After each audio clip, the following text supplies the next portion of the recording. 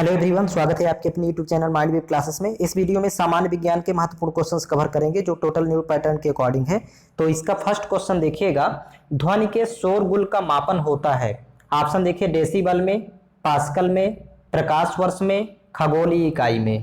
तो इसका option number A सही होगा, डेसिबल में। यहाँ पर ध्यान रखेंगे, ध्वनि के शोरगुल की इकाई डेसिबल होती है और 90 डेसिबल किसी शोरगुल को बर्दाश्त करने की अधिकतम सीमा होती है। मतलब 90 डेसिबल से ऊपर की ध्वनि को नहीं सुना जा सकता मनुष्य के द्वारा।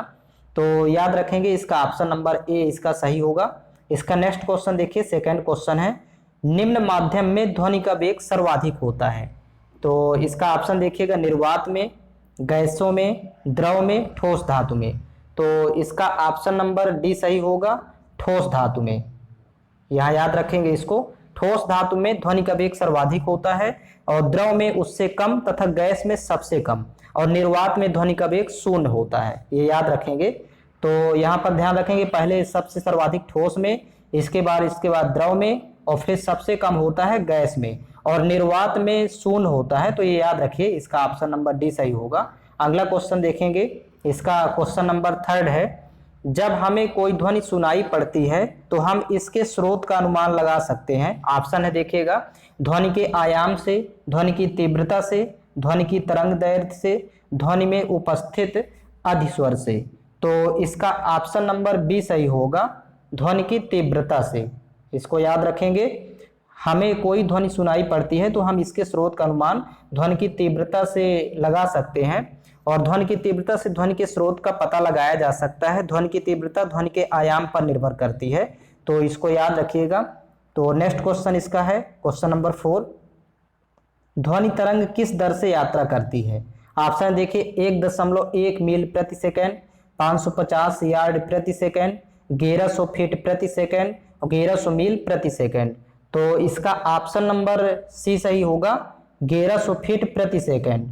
याद रखेंगे। और वायु में ध्वनि की चाल 332 मीटर प्रति सेकंड होती है, लेकिन यहाँ पर 332 मीटर प्रति सेकंड को जब फीट प्रति सेकंड में कन्वर्ट करेंगे तो इसकी वैल्यू 1100 आएगी। तो ये इसको याद रखिएगा, इसका ऑप्शन नंबर सी करेक्ट होगा। अगला क्वेश्चन इसको देखेंगे, ध्वनि तरंग मापने अपने मार्ग में रुकावट आने पर, अब ऑप्शन है मुड़ जाती है, सीधी जाती है, रुक जाती है, लौट जाती है। यहाँ पर लौट होगा। तो इसको याद रखेंगे, इसका ऑप्शन नंबर डी सही होगा। यहाँ पर याद रखिएगा, लौट जाती हैं, ये यहाँ पर लौट जाती हैं, ये होगा। तो इसका ऑप्शन नंबर डी करेक्ट होगा, ध्वनि तरंग अपने मार्ग में रुकावट आने पर लौट जाती हैं और ध्वनि तरंगे किसी भी तल से टकराने के पश्चात परावर्तित हो जाती हैं। तो इस वजह से इसका ऑप्शन नंबर डी सही होगा। अगला क्वेश्चन देखिएगा, जब ध्वनि तरंगे चलती हैं तो ये अपने साथ ले जाती हैं। तो इसका ऑप्शन है देखिए, द्रव्यमान, ध्वनि, ऊर्जा, विभवांतर। तो इसका ऑप्शन नंबर सी सही होगा, ऊर्जा।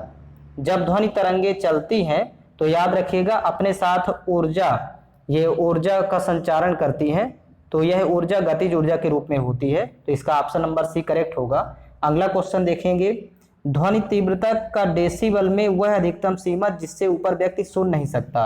अब डेसिबल में इसमें देखिएगा, इसका ऑप्शन है 50, 70 डेसिबल, 85 डेसिबल, 95 डेसिबल। तो इसका ऑप्शन नंबर डी करेक्ट होगा। इसमें ध्यान रखेंगे, 95 डेसिबल से अधिक तीव्रता की ध्वनि मनुष्य के लिए हानिकारक होती है और 90 डेसिबल किसी शोर को बर्दाश्त करने की अधिकतम सीमा है। तो इसको याद रखेंगे, ध्वनि तीव्रता की डेसिबल में अधिकतम सीमा 95 डेसिबल, इसके ऊपर व्यक्ति सुन नहीं सकता, इसको याद रखिएगा। तो इसका ऑप्शन नंबर डी करेक्ट होगा। अगला क्वेश्चन देखेंगे, ऐसी तरंगे जिनका ध्रुवीकरण नहीं हो सकता कहलाती हैं। ऑप्शन देखिएगा, अनुप्रस्थ तरंगे, फिर इसका प्रकाश तरंगे, विद्युत चुंबकीय तरंगे, अनुदैर्ध्य तरंगे। तो इसका ऑप्शन नंबर डी करेक्ट होगा, अनुदैर्ध्य तरंगे। इसको याद रखेंगे।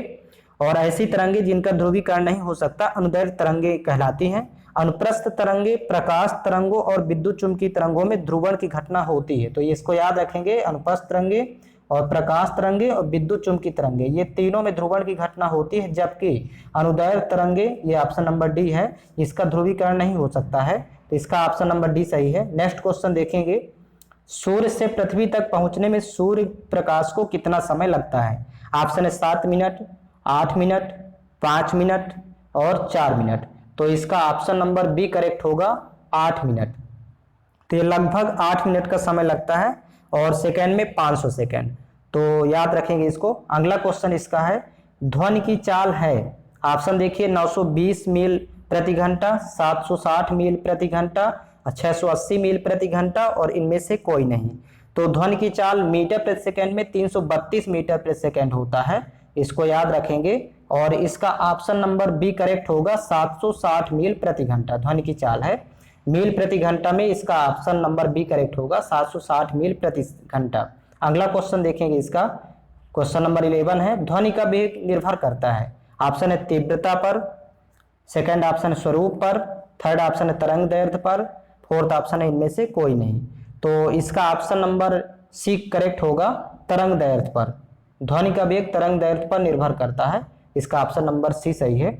अगला क्वेश्चन देखेंगे छोटे रंगीन टुकड़ों से बनने वाले आश्चर्यजनक आकारों को देखने के लिए उपयोग में लाया जाने वाला यंत्र है, ऑप्शन देखिए कैलिडोस्कोप, बायोस्कोप, माइक्रोस्कोप, इपीडियास्कोप। तो इसका ऑप्शन नंबर ए करेक्ट होगा कैलिडोस्कोप। याद रखेंगे कैलिडोस्कोप बच्चों के खेलने के लिए एक दूरबीन होती है जिसको घुमाने से कई प्रकार के रंग बिरंगे आकार दिखलाई पड़ते हैं और इस यंत्र के अंदर दो समतल दर्पण एक दूसरे से 60 डिग्री पर झुके होते हैं जिससे वस्तु के कई प्रतिबिंब दिखाई देते हैं। तो इसका ऑप्शन नंबर ए करेक्ट होगा।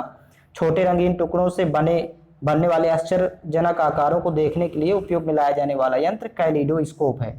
अगला क्वेश्चन इसका देखेंगे हर्ट्ज मात्रक है, हर्ट्ज का मात्रक यहाँ पर देखिए ऑप्शन है हर्ट्ज वेग का मात्रक है, आवृत्ति का, तरंग लंबाई का, गति का। तो इसका ऑप्शन नंबर बी करेक्ट होगा, हर्ट्ज आवृत्ति का मात्रक होता है। तो करेक्ट ऑप्शन इसका बी है। और इसका नेक्स्ट क्वेश्चन देखेंगे, क्वेश्चन नंबर 14 है लास्ट क्वेश्चन। रेलगाड़ी जब स्टेशन पर पहुंचती है तो वह अपनी स्वाभाविक ध्वनि आवृत्ति से बढ़ती हुई लगती है, इसका कारण है ऑप्शन ए है परावर्तन, ऑप्शन बी है डॉपलर प्रभाव, ऑप्शन सी अपवर्तन, ऑप्शन डी इनमें से कोई नहीं। तो इसका ऑप्शन नंबर बी करेक्ट होगा डॉपलर प्रभाव। डॉपलर प्रभाव याद रखेंगे जब रेलगाड़ी स्टेशन पर पहुंचती है तो वह डॉपलर प्रभाव के कारण अपनी स्वाभाविक ध्वनि आवृत्ति से बढ़ती हुई लगती है। तो इसका ऑप्शन नंबर बी करेक्ट होगा। और इसमें इतने ही क्वेश्चंस कवर करेंगे और इसका पीडीएफ फाइल जो छात्र स्पेशल बैच ज्वाइन किए हुए हैं तो वहाँ पर उपलब्ध हो जाएगा ग्रुप में। तो इसमें इतने ही क्वेश्चन थे।